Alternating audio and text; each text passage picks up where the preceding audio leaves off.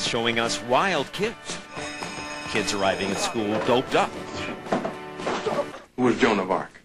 The movies tell us the kids are stupid. Noah's wife? The Republican-controlled House of Representatives, in an effort to alleviate... And the teachers boring. Anyone? Anyone? Are real teachers that dull? Students told us yes. Some teachers are very boring, so everybody falls asleep. And is school as bad as the movies suggest? You see kids all the time walking into school smoking weed, you know? It's a normal thing here. Normal, kids say, here at Abraham Lincoln High in New York. 4 years have been miserable in this school. It's like a hellhole. A hellhole? Really? It makes me want to know more, but it's hard to get our cameras into schools. New York City School District wouldn't allow us in at all. Washington, D.C.'s district steered us to the best classrooms, like this one taught by Jason Camras, the National Teacher of the Year. 24 positives and 10 negatives. Draw it out. Oh, yeah. This is nice, and there are many outstanding teachers. But we wanted to tape typical classrooms. We were turned down in state after state. Finally, Washington, D.C. did allow us to give cameras to a few students they handpicked at 2 schools they handpicked. One was this one, Woodrow Wilson High. Newsweek says it's one of the best schools in America. Yet what the students taped wasn't confidence-inspiring. This is Wilson High School. We dance. Note that the teacher's in the class when he does this. This teacher didn't have much control over his class. Bill, get off the desk and sit in your seat. Ladies and gentlemen, listen up. Let's look Mr. at it. Griner. Raise your hand. It's hard to believe you can learn much while this is going on. So, guys who are talking, stop. Please. Hey, listen. And this is one of America's best public schools. Put the dice away. Now you may be thinking, these things don't happen at my kid's school. 57% of American parents give an A or B grade to their kid's public school. The people in the suburbs say our schools are great. But they're not. That's the thing. And the test scores show that. Education reformer Kevin Chavis says American schools on the whole just aren't that good. And America isn't going to buy that. America's not going to buy America's that. been buying. Because America doesn't know what it doesn't know. Right. Most Americans don't know what stupid schools are doing to American kids. We gave parts of an international test to some high school students in Belgium and in New Jersey. Answer the questions to the best of your ability. What the Belgian kids think? Considering the test we usually get here, this was kind of a piece of cake. It's very easy. The New Jersey kids were also confident. How was the test? Easy? Hard? It was actually pretty easy. I think I did good. They have reason to be confident.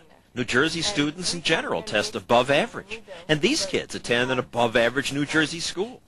But the Belgian kids cleaned their clocks. They got 76% correct. You got 47% correct. I'm shocked. Because it just shows how much advanced they are compared to us. This boy got the highest score among the Americans, but didn't come close to the top-scoring Belgians. The test was so easy. I think that if the kids in America couldn't do this, they're really stupid. Stupid? Really? Jay Leno's routines make you think it's true. And what state holds the Kentucky Derby every year? Think about it. The Tonight Show says these are not staged. These are their real answers. Kansas. Finish the name of this book, War and... The big Sex. War and Sex. What is the Bill of Rights? You're going to law, aren't you, sir? The Bill of Rights? Okay. What's the purpose of the Bill of Rights? I don't know. What was the major cause of the Civil War? I don't know. American high school kids are beaten on the international tests, not just by kids from Belgium, but by kids from most countries, even poorer ones like Poland, the Czech Republic, South Korea. So are American students stupid? No, we're not stupid, but we could do better. The longer kids spend in American schools, the worse they do. Fourth graders take international tests, and at that age, American kids do well above average. But by high school, they've fallen way behind. Are the kids stupid? The kids are not stupid. The system is stupid. These parents and grandparents are furious at what they've learned about their kids' public schools. It's a joke. It's insane. They're not learning anything. Pam Von Goren, who used to be a teacher, was appalled when her granddaughter came to stay with her. She can barely add and subtract numerals 1 through 5. She was with me for a week. She's reading fluently when she goes back, and she knows her math facts 1 through 20. In 1 week, you taught her Yes. what the school couldn't teach her in months? What's going on? I'm not like them, I can pretend the sun's gone, the heavy light, the day's done. Choice is external pressure. The public has to know that there's an alternative there. It's just like, you know, do you get a Sprint phone or an AT&T phone? He's right. When monopolies rule, little gets done. Think about where we wait in line the longest. At monopolies, the motor vehicles department, the post office, or the extreme example, the former Soviet Union. People waited in line an average 2 hours every day, 5 years over a lifetime. In this Moscow restaurant, I waited endlessly while waiters sat or talked to each other because, with no competition, there's no incentive to wait on me. In America, the phone company was once a government-supported monopoly. All the phones were black and all the calls expensive. It was illegal to plug in an answering machine. Installing a foreign device, the monopoly called it. So the next time you complain about your phone service... This clip from Saturday Night Live is a good description of monopoly service. We don't care. We don't have to.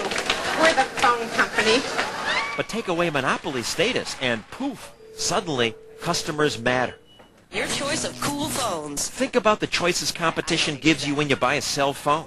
Can you hear me now? There are dozens of plans to choose from based on how many minutes you want, how big your family is, and a million other things. Great deal on a cool phone. Why can't kids benefit from similar competition in education?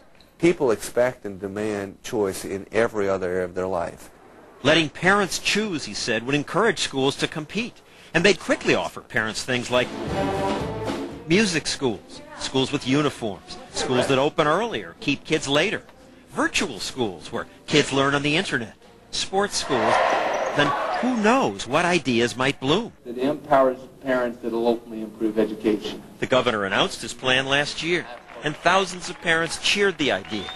But most public educators and politicians didn't. School boards objected.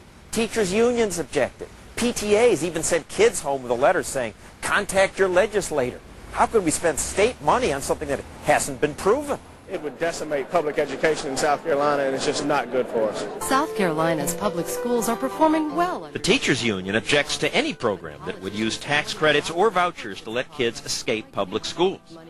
They paid for ads that argued schools are getting better. Discipline is improving. Legislators voted down the governor's plan 60 to 53. Victory. The superintendent of schools was relieved. It was an unproven, unaffordable, and unaccountable plan. Well, it's unproven because politicians and unions won't let anyone try it. I think if you look at every indicator, you will see that South Carolina is going straight up in terms of academic achievement. We are not in crisis. We have a plan. We need to stay the course, and we will see remarkable success over the next few years. I hope so. But how much success can there be in a monopoly? The monopoly in my town couldn't just fire a teacher who sent sexual emails to his 16-year-old students.